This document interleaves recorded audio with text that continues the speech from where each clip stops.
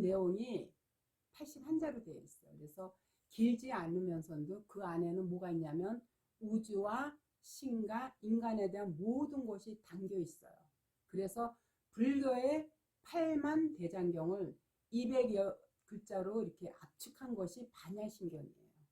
이 반야신경의 내용을 81자로 이렇게 압축하면 그게 바로 천부경의 내용과 크게 다르지가 않아요.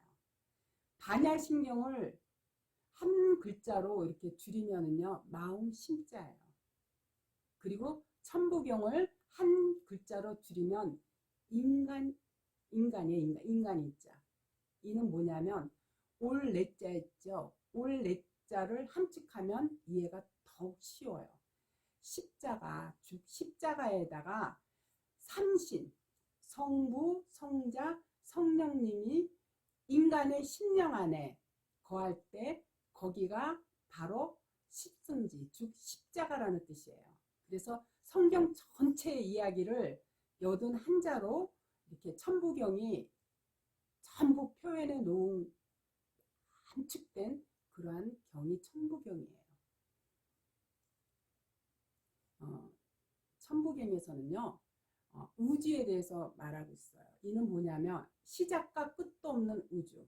천부경을 되게 종교적인 경전으로 생각하는데요. 이 천부경에는요, 신에 대한 말은 단 한마디도 없어요.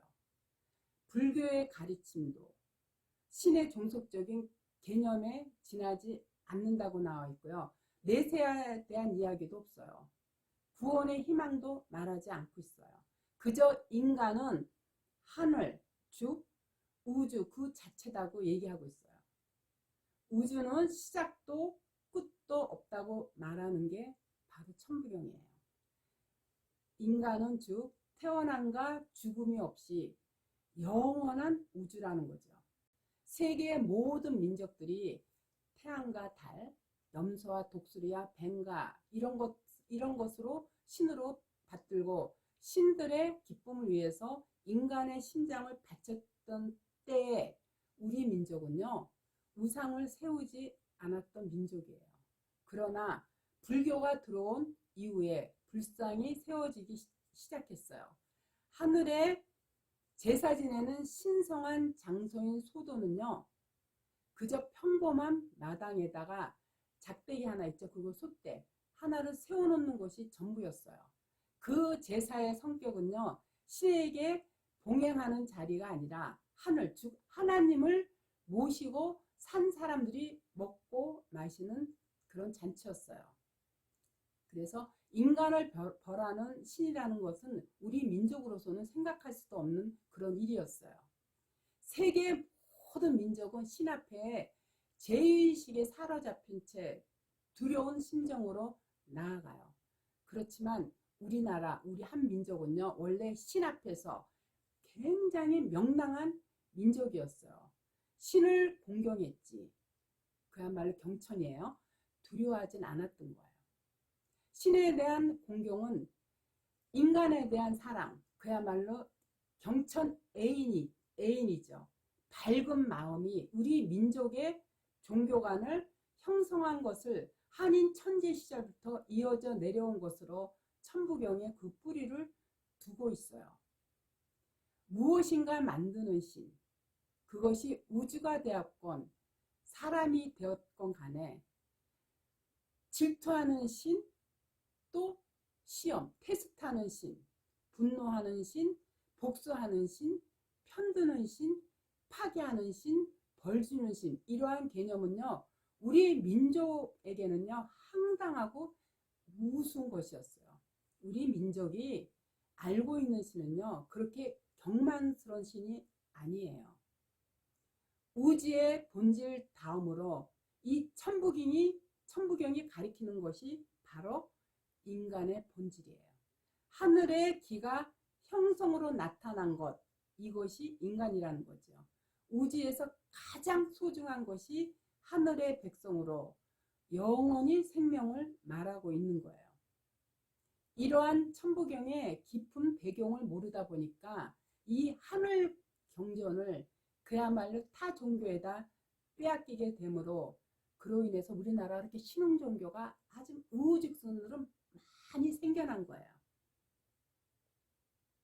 그러니까 오늘날 이 교회들조차도요, 뭐 뉴에이지 운동이니 뭐냐면서 기독교도 이제는 시대에 맞게 개혁을 해야 한다고 부르짖고 있어요.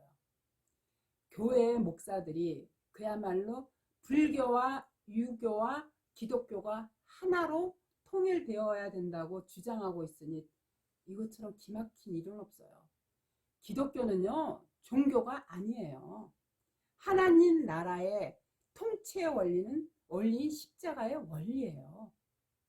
그리스도인들은요, 이미 창세전에 택함받은 하나님의 백성들이에요. 이 우주가 창조된과 동시에 이미 택함받은 자들은요, 그 이름이 하나님의 생명책에 기록되어 있어요. 아니, 좀 더 정확하게 말하면요, 하나님은 그 생명책을 근거로요, 우주의 역사를 창조하셨고요, 지금도 여전히 창조하고 계시다는 이 사실이에요. 그래서 우리나라만 유독 이단들이 판치는 이유도 알고 보면요, 하늘의 경전이 이 천부경이 사단들의 손에 넘겨주었기 때문이에요. 그로 인해서 신은 종교들이 난무하게 된 이 현실 자체가 바로 마지막 때 심판과 구원을 이루기 위한 하나님의 계획이었음을 계시록을 통해서 깨달아 알아야 돼요. 그래서 제가 이제는 계시록을 밝힐 때다 그 책에다가요, 계시록과 천부경의 이런 꼭지 제목을 놓고 거기에 이제 천부경의 그 81자를 뜻을 풀이해서 올려놨어요. 그만큼 우리나라는 이 한님의 나라로서 아주 만년의 역사를 갖고 있는데, 이미 그 이전 성경이 만들어지기 그 이전부터 하나님을 우리의 유일신으로서 섬기면서 백이민족으로서 하나님만을 바라보고 단을 쌓고 하나님께 제를 올렸던 유일신인 그러한 민족이 바로 우리나라예요. 기가 막히지 않아요? 이스라엘은요, 육적 이스라엘이고요, 우리나라가 바로 이런 부분에서 영적 이스라엘이에요. 그래서 제가 계시록을 쓰려고 하다 보니까 알파 오메가라는 이 부분에서 시작한 데서 끝을 맺으시겠다는 그 말씀의 진리를 이렇게 찾기 위해서 한당고기 책을 제가 읽다 보니까 거기에 우리나라가 이미 성경이 만들어지긴 그 훨씬 이전부터 거의 만년의 역사를 갖고 있으면서 그야말로 하나님의 나라로서 지금까지 면면이 이어져 내려왔다라는 사실을 알고 나서 정말 특히 천부경에서 그러한 거를 이렇게 밝히 드러내줘서요, 저는 정말 놀랐어요. 그래서 우리나라는 옛날부터 백이민족으로서 항상 단에다가 하나님께 신한테 이렇게 제를 올렸던 게 유일하게 전 세계에서 우리나라만 그러한 단에다가 제를 올렸던 거를 한당고를 통해서 또 천부경을 통해서 제가 알게 되면서 더욱더 우리나라의 그 위대함에 제가 경외감을 금치 못한 이유도 바로 그거예요. 그래서 우리는 정말 이 마지막 시대에 하나님의 나라로서 빨리 하나님의 말씀 안으로 돌아와서 그 하나님이 원하는 창조의 목적을 하신 그 원하는 삶에 우리가 들어가서 하나님과 함께 날마다 말씀으로 동행하는 자들이 되어야 돼요.